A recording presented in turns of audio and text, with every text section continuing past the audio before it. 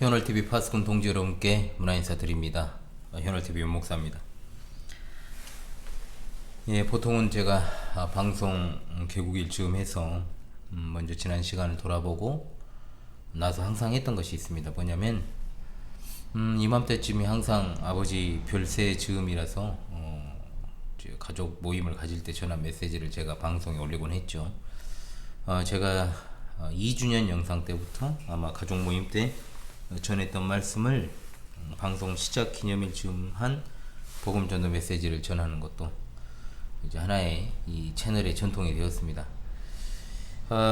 올해도 제가 지난 4월 19일에 전한 말씀을 전하고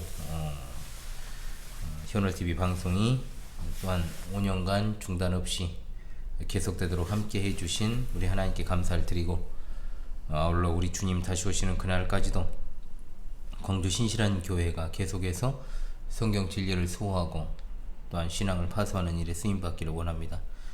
여러분의 삶을 우리 하나님께서 지키사 정말로 한데 어우러져 같은 신앙을 고백하고 아름답게 한 자리에서 같은 신앙을 공유하며 드러내는 아름다운 시간이 속히 주어지기를 바랍니다. 예, 먼저 성경 본문을 보겠습니다. 요한복음 11장 32절로 44절의 말씀이 되겠습니다. 익숙한 말씀이실 겁니다. 요한복음 11장 32절로 44절의 말씀입니다. 마리아가 예수 계신 곳에 가서 배웠고 그 발 아래 엎드려 이르되 주께서 여기 계셨더라면 내 오라버니가 죽지 아니하였겠나이다 하더라. 예수께서 그가 우는 것과 또 함께 온 유대인들이 우는 것을 보시고 심령에 비통히 여기시고 불쌍히 여기사 이르시되 그를 어디 두었느냐 이르되 주여 와서 보옵소서 하니 예수께서 눈물을 흘리시더라. 이에 유대인들이 말하되 보라 그를 얼마나 사랑하셨는가 하며 그중 어떤 이는 말하되 맹인의 눈을 뜨게 한 이 사람이 그 사람은 죽지 않게 할 수 없었더냐 하더라. 예수께서 다시 속으로 비통히 여기시며 무덤에 가시니 무덤이 구리라 돌로 막았거늘 예수께서 이르시되 돌을 옮겨 놓으라 하시니 그 죽은 자의 누이 마르다가 이르되 주여 죽은 지가 나흘이 되었으며 벌써 냄새가 나나이다. 예수께서 이르시되 내 말이 내가 믿으면 하나님의 영광을 보리라 하지 아니하였느냐 하시니 돌을 옮겨 놓으니 예수께서 눈을 들어 우러러보시고 이르시되 아버지여 내 말을 들으신 것을 감사하나이다. 항상 내 말을 들으시는 줄을 내가 알았나이다. 그러나 이 말씀 하옵는 것은 둘러선 무리를 위함이니 곧 아버지께서 나를 보내신 것을 그들로 믿게 하려 함이니이다. 이 말씀을 하시고 큰 소리로 나사로야 나오라 부르시니 죽은 자가 수족을 배로 동인 채로 나오는데 그 얼굴은 수건에 쌓였더라. 예수께서 이르시되 풀어놓아 다니게 하라 하시니라. 아멘.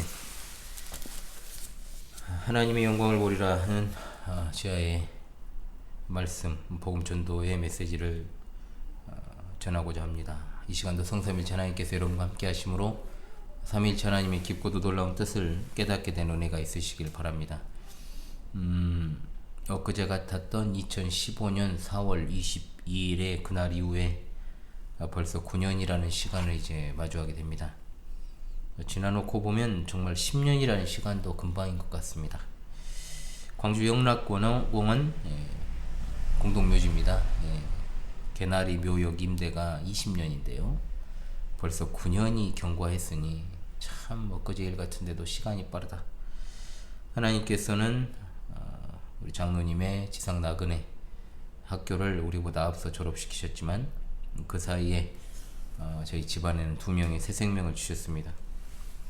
2015년 4월 이후 변함없는 가운데 그 가족의 2명이 추가된 채로 구주기를 맞이했습니다만 한 번이 그 가운데 빠졌어요. 그때 좀 어려움이 있었던 2016년에 한 번 빠졌는데요.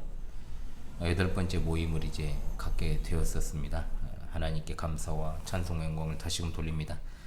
변함없이 광주 신실한 교회의 담임 목사이자 집안에서 말씀을 전하는 자로 아직 지상의 가족이나 또 영적으로 온전하게 하나가 되지 못한 분들을 포함 그리고 우리 현월TV 방송 가족들께 이 시간 하나님 말씀 복음 전도의 메시지 전하고자 합니다. 성경에는 여러 기적이 등장하죠, 여러분. 그중 하나가 오늘 우리가 읽은 본문입니다. 죽은 지 무려 나흘이 지났습니다. 4일이 지났어요. 팔레스타인 기후 가운데 4일이 지났다라고 하면 그야말로 썩어서 냄새가 나는 나사로라 이름하는 바로 그를 다시 살리신 사건입니다.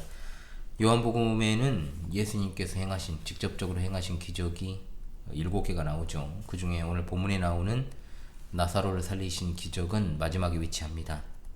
첫 번째 기적은 여러분 잘 아시는 가나 혼인잔치에서 물을 포도주로 만드신 기적이고, 두 번째 기적은 왕의 신하의 아들을 고치신 기적이며, 세 번째는 38년 된 병자를 고치셨고, 네 번째는 오병이어의 기적이었고, 다섯 번째는 무리를 걸으신 것이었으며, 여섯 번째는 날 때부터 맹인이었던 자를 보게 하신 일입니다. 그리고 이제 마지막 7번째 기적이 죽은 지 나흘 지난 나사로를 살리신 기적입니다. 기회가 된다면 이 시리즈로 7기적을 모두 다루도록 하겠습니다. 7가지 기적은 요한복음이라는 책의 특성을 너무나도 잘 보여주고 있습니다. 요한복음 1장에서 예수님께서 누구신가 하는 것을 정확하게 알려주고 있죠. 그분은 바로 창조자이시다고 게시되어 있습니다. 요한복음 1장 3절의 말씀입니다. 만물이 그로 말미암아 지은 바 되었으니 지은 것이 하나도 그가 없이는 된 것이 없다 그랬습니다. 그분은 생명이십니다. 그 안에 생명이 있었다고 그랬습니다. 그분은 또한 빛이십니다. 참 빛이 곧 세상에 와서 각 사람에게 비추는 빛이 있었다라고 말씀합니다. 또한 그분은 하나님의 영광이십니다. 말씀이 육신이 되어 우리 가운데 거하시며 우리가 그의 영광을 보니 아버지의 독생자의 영광이요 은혜와 진리가 충만하더라. 아멘. 주님은 창조자로 빛으로 생명으로 아버지의 영광으로 이 세상에서 빛 없는 자에게 빛을 주시고 생명 없는 자에게 생명을 주시며 타락으로 인해 부패한 세상을 새롭게 창조하십니다. 그 예수님께서 나사로를 죽음에서 일으켜 세워 하나님의 영광을 나타내신 겁니다. 하나님의 영광이야말로 요한복음의 중심 주제다. 그리고 죽은 나사로를 살리신 가장 중요한 이유라고 할 수 있겠습니다. 나사로의 부활이 7개의 기적 가운데 마지막에 위치하고 있는 것은 너무나도 자연스럽다라고 볼 수 있습니다. 왜냐? 이 부활은 예수님께서 십자가에서 죽으시기 전에 교회에 주신 마지막 선물이기 때문에 그렇습니다. 예수님이 이 선물을 주심으로 인하여 교회는 예수님께서 생명의 주가 되신다는 사실을 확실하게 보장받았습니다. 그런데 참 아이러니한 게 무엇입니까? 결국은 이 사건이 예수님이 죽게 되시는 결정적인 계기가 되었다는 겁니다. 이 일로 인하여서 많은 사람이 예수님을 믿었고, 또 그것을 막기 위해서 유대인과 바리새인들이 총회를 열고 구체적으로 예수님을 죽일 계획을 세웠기 때문에 그렇습니다. 결국 예수님은 나사로를 살리시기 위해 자신을 내어주셨다라고 볼 수 있는 거죠. 이것은 오늘을 살아가는, 현재를 살아가는 우리에게도 동일하게 적용되는 겁니다. 허물과 죄로 죽었던 우리가 주 안에서 새 생명 얻게 된 것은 주님께서 우리를 위해 죽으셨기 때문인 줄로 압니다. 이 좋은 봄날에 나사로의 부활을 통해 이 요한복음 마지막 기적의 의미를 상고하는 시간을 갖도록 하겠습니다. 첫 번째, 나사로는 예수님이 사랑하시는 자였다라고 성경에 나옵니다. 그런데 그가 병들었습니다. 그리고 그의 누이들이 예수님께 사람을 보내서 사랑하시는 자가 병들었나이다라고 했죠. 5절에서 예수께서 본래 마르다와 그 동생 나사로를 사랑하시더니라고 기록되어 있습니다. 11절 예수님은 나사로를 우리 친구 나사로라고 부르시죠. 여기서 친구는 문자적인 의미로 사랑하는 자 혹은 좋아하는 자라는 뜻입니다. 예수님께서는 나사로를 살리기 위해 죽음을 두려워하지 않으셨습니다. 그것은 얼마 전까지만 해도 예수님이 유대인들이 예수님을 갖다가 돌로 쳐 죽이려고 했던 그 장소에 예수님이 담대하게 가셨기 때문이죠. 예수님은 그만큼 나사로, 마르다, 마리아를 사랑하셨습니다. 예수님이 사랑하셨는데 병이 들었죠. 병이 들 수 있습니다. 우리도 얼마든지 병에 들 수 있고 생각지도 않은 재난을 맞이할 수 있습니다. 예수님 믿으면 만사형통하는 것 아닙니다. 어떤 측면에서는 더 혹독한 상황과 시련을 맞이하기도 하는 것이 현실 아닙니까? 그런데 그릇된 신앙을 가진 자들 말합니다. 너는 왜 예수를 믿는데 그렇게 살아가는 것이 힘드냐, 못 사느냐, 이런 식이죠. 매우 그릇된 신앙관이라고 할 수 있습니다. 이렇게 시련이 닥쳐올 때 어떻게 해야 될까요? 신자라면 당연히 예수님을 찾는 것이 마땅합니다. 마르다와 마리아도 예수님께 사람을 보냈습니다. 그리고 나사로가 병들었음을 알리죠. 그런데 예수님은 이 소식을 듣고 말씀하시기를 이 병은 죽을 병이 아니라고 하십니다. 문자적으로 이 병은 죽음을 향해 있지 않다라는 겁니다. 혹은 이 병의 끝은 죽음이 아니다라는 뜻으로 사용됩니다. 그리고 나사로의 병이 하나님의 영광을 위한 것이요 하나님의 아들이 이로 말미암아 영광을 받게 하려 함이라고 분명하게 말씀합니다.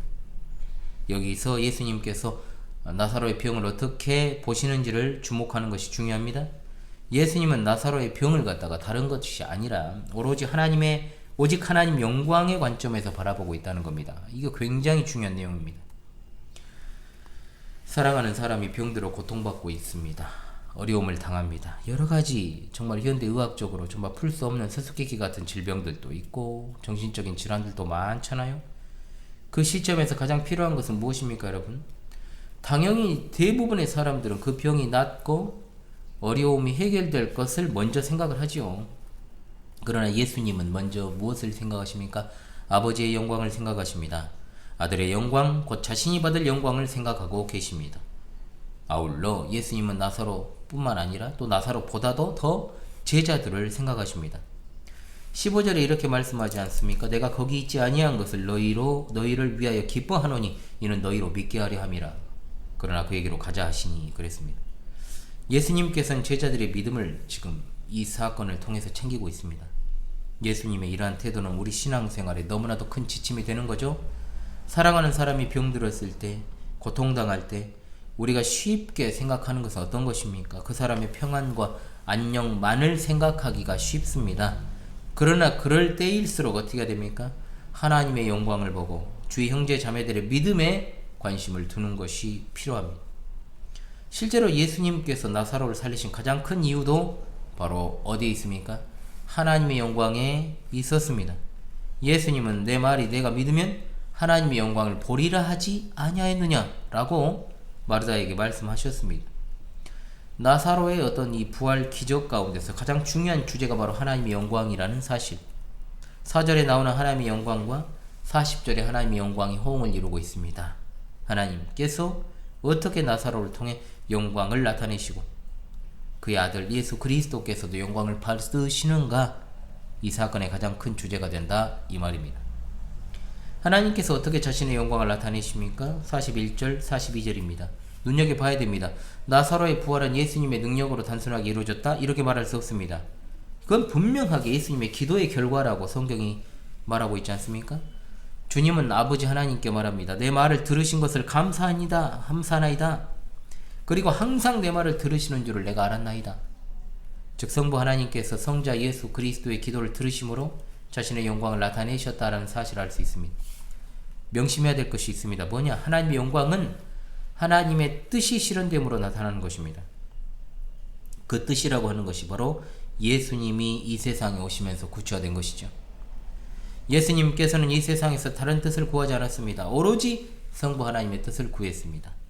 성부 하나님께서는 항상 성자 예수님의 기도를 들으셨습니다. 그 이유는 당연하게도 예수님이 자신의 뜻을 구하지 않으시고 아버지의 뜻을 구했기 때문입니다. 오늘 많은 교회가 하나님의 영광을 나타내기를 원한다라고 말하고 그렇게 한다라고 이야기하지만 그렇지 못한 경우가 너무나도 많습니다.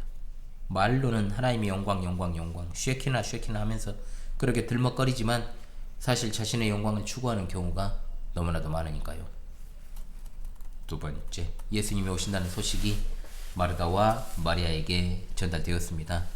마리아는 집에 앉아 있었고 마르다는 예수님이 마을 안에 들어오시기 전에 나가서 주님을 맞이했죠.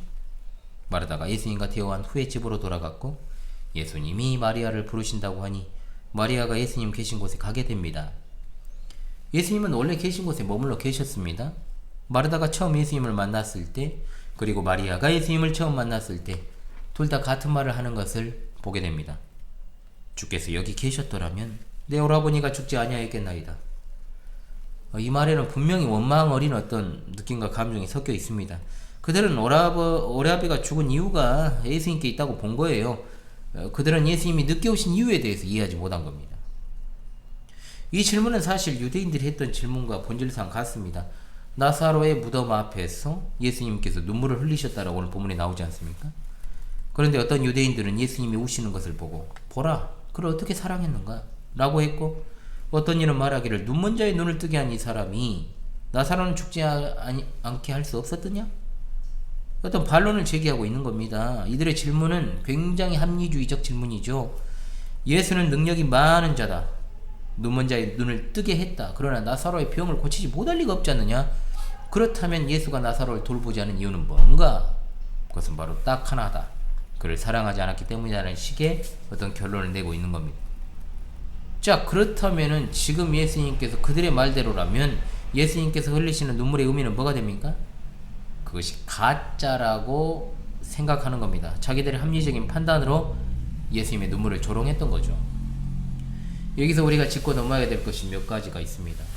그들은 예수님이 거기 계셨어야 나사로의 병이 나을 것이라고 믿었어요? 그런데 여러분, 이것이 진짜로 사실입니까? 그 자체로 사실이냐 이 말이죠. 진지하게 생각해 봐야 됩니다. 전혀 그러지 않습니다. 마태복음 8장 5절로 13절에 누가 나옵니까? 이방인 백부장이 등장을 합니다. 그 믿음을 생각해 보십시오. 그는 이방인이었습니다. 자기 부하가 병이 들었는데 예수님께 사람을 보내서 부하의 병을 고쳐달라고 했지요. 그러니까 예수님께서 직접 가셔서 고쳐주겠노라고 말씀하셨습니다. 그랬을 때 놀라운 반응이 나오죠. 백부장이 뭐라고 말합니까? 예수님이 자기 집에 오심을 감당하지 못하겠으니까 말씀만 하시면 낫겠다고 이야기를 합니다. 그러자 예수님께서는 백부장의 믿음을 크게 칭찬하셨고 부하의 병은 나았습니다.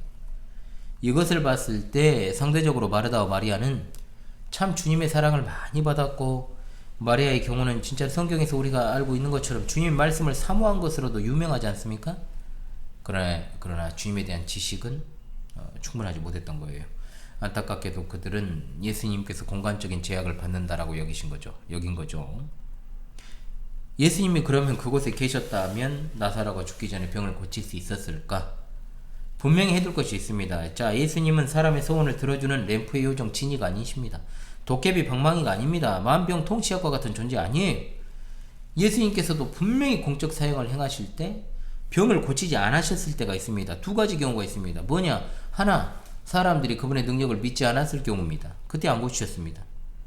예수님께서 고향 나사렛에서 아무 권능도 행할 수 없어 다만 소수의 병자에게 안수하여 그들을 고치셨다는 내용이 나옵니다. 또 한 가지, 하나님의 뜻이 아닌 경우에도 고치지 않으셨습니다. 바리새인이나 유대인들이 예수님께 표적이나 기적을 구했지만 예수님께서는 그들에게 표적이나 기적을 베풀지 않으셨습니다. 많은 사람의 병을 고치셨지만 모든 사람의 병을 고치지는 않으셨다는 겁니다. 예수님은 처음부터 끝까지 오직 하나님의 영광을 위해서 사셨기 때문입니다. 예수님은 나사로가 위급하다는 소식을 듣고도 서둘러 가지 않은 이유를 제자들에게 설명하고 계십니다. 9절로 10절이죠. 사람이 낮에 다니면 이 세상의 빛을 보므로 실족하지 아니하고 밤에 다니면 빛이 그 사람 안에 없는 거로 실족하느니라. 이것은 물론 비유적인 표현입니다. 사람들이 낮에는 빛이 있기 때문에 다니고 밤에는 빛이 없기 때문에 다니지 않습니다. 그러니까 한마디로 때가 되어야 움직인다는 거죠. 마찬가지로 예수님께서 나사로가 병에 걸렸다는 소식을 들으셨어요? 그런데도 가만히 계셨다? 그것은 아직 뭐가 아니었기 때문이다? 때가 아니었기 때문이다 이 말입니다. 세 번째, 예수님의 가장 큰 관심은 현재적 믿음이었다는 것 잊지 마십시다. 마르다와 예수님의 대화를 자세히 보십시오. 마르다가 믿음을 가지고 있는 것 같아요. 그런데 실제로 아주 중요한 요소가 결여되어 있음을 보게 됩니다. 그녀는 이렇게 말합니다. 주께서 여기 계셨더라면 내 오라버니가 죽지 아니하였겠나이다. 그러나 나는 이제라도 주께서 무엇이든지 하나님께 구하시는 것을 하나님이 주실 줄을 아나이다. 그러자 예수님께서 이렇게 대답하십니다. 내 오라비가 다시 살아나리라. 아멘. 이 말씀을 들었을 때 마르다의 반응은 어떻게 해야 될까요? 마르다는 분명히 말했잖아요. 예수님이 구하시는 것은 무엇이든 하나님이 주실 줄을 믿는다. 그렇다면 마땅히 네 예수님 오라비가 살아날 것을 나는 믿습니다. 아멘 해야죠. 그러면서 그 말씀에 기뻐하면서 확신하면서 감사하는 것이 맞지 않겠습니까? 그런데 느닷없이 김 빠진 콜라 같은 이야기를 해버립니다. 뭐냐? 마지막 날 부활 때에 다시 살아날 줄을 내가 아나이다. 마르다에게 있어서 부활이라는 것은 전적으로 마지막 날에 있을 미래 사건이었다는 거죠.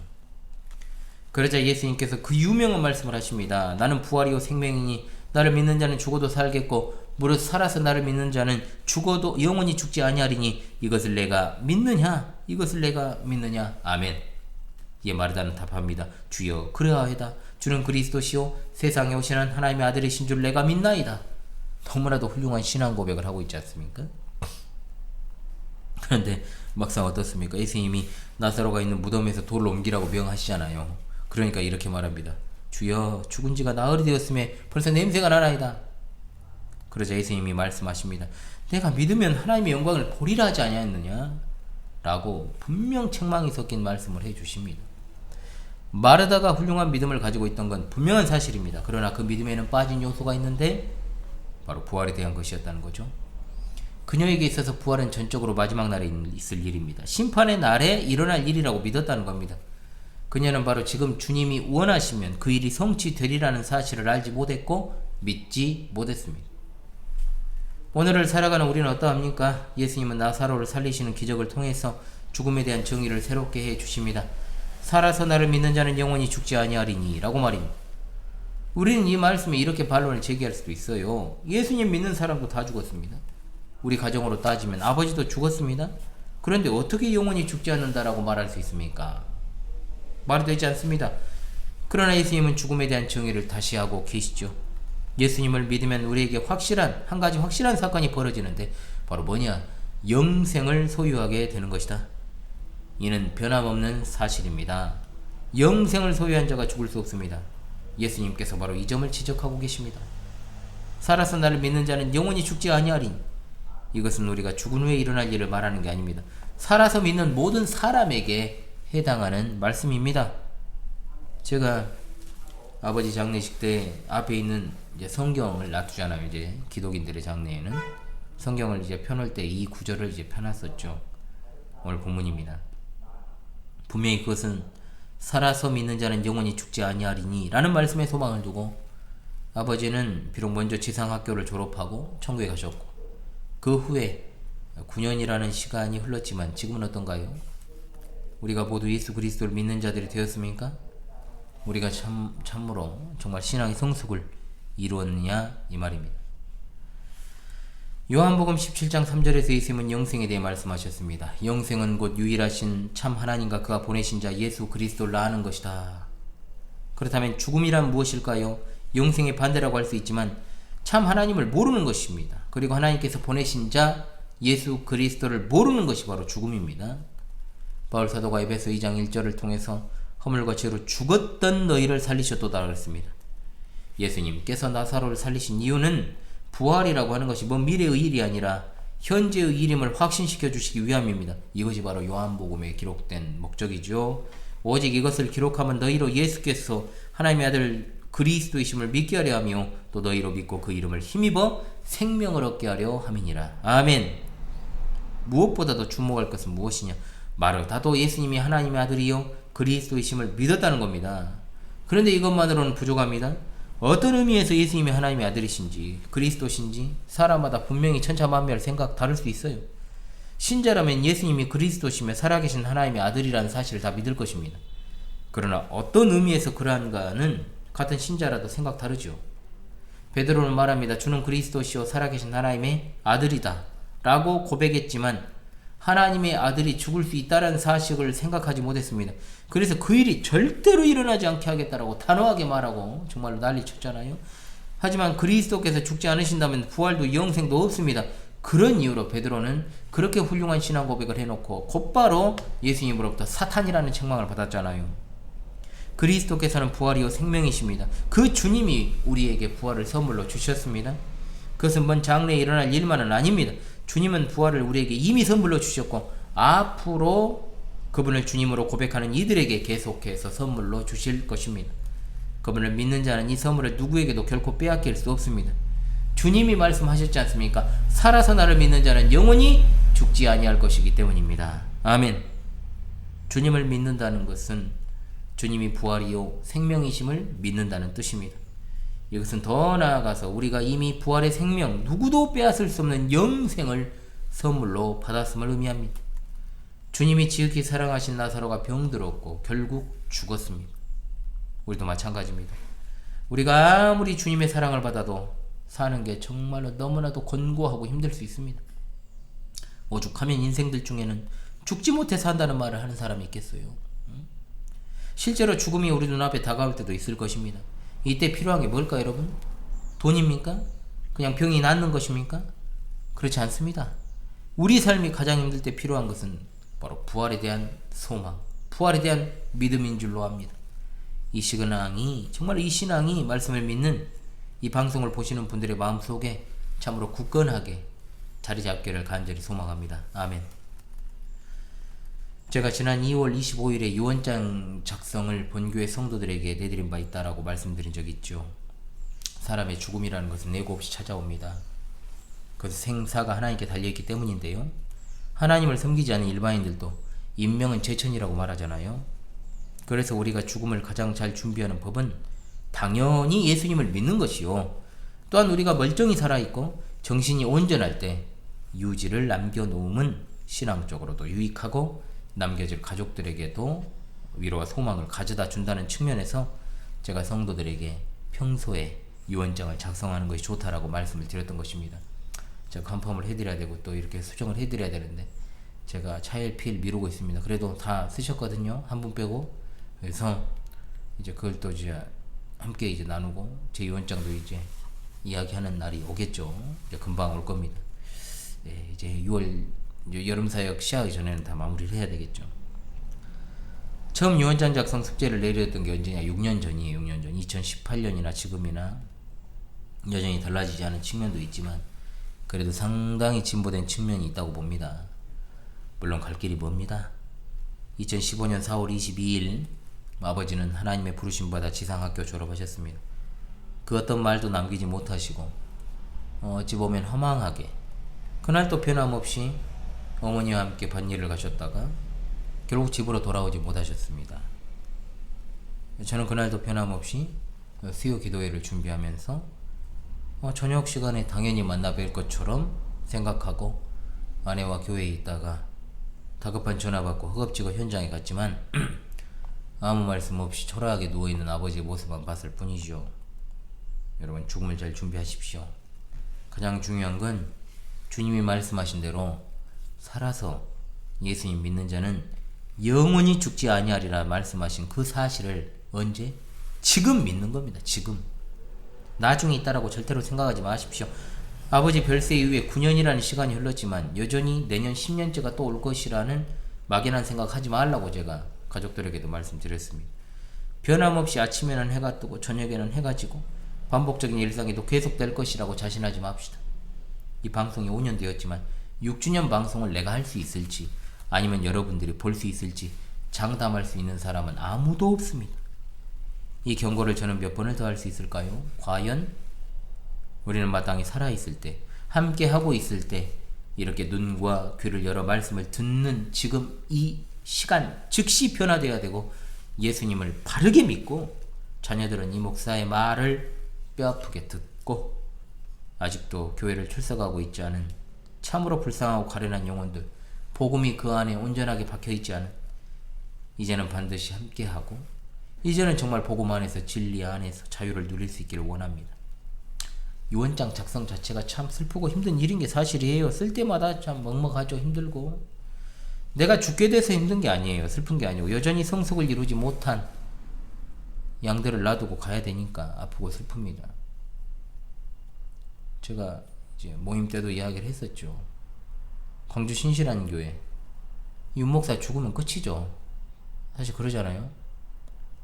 제가 누구보다도 그 사실을 잘 알고 있지 않겠습니까?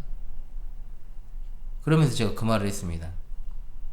이렇게 살아 숨쉬면서 참으로 오랜 시간 동안 그렇게 외치고 또 외쳤음에도 불구하고 살아있는 사람의 말도 듣지 않는데 이제 주님의 부르심을 받고 이 세상에 없는 사람의 그 유지가 과연 여러분들에게 효과가 있을 것인가, 효력 있게 될 것인가 를 생각하라고 제가 말씀을 드렸죠.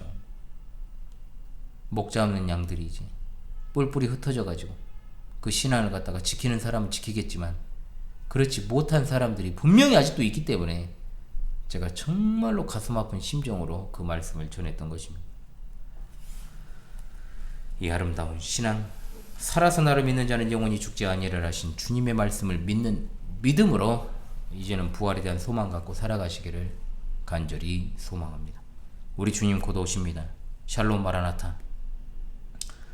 손양원 목사님 고대가 한 소절을 또 읽겠습니다. 오매 불망 기다리는 우리 주님, 먼 하늘 이상한 구름만 떠도 행여나 내 주님 오시는가 머리 들고 멀리 멀리 바라보는 밤. 오 주여 언제 오시렵니까? 내 주님 자비한 손을 붙잡고 면류관 벗어들고 찬송 부르며 주님 계신 그곳에 가고 싶어요. 오 주여 언제나 오시렵니까? 천년을 하루같이 기다린 주님, 내 영혼 당하는 것 볼 수 없어서 이 시간도 기다리고 계신 내 주님, 오 주여 이 시간에 오시옵소서. 아멘.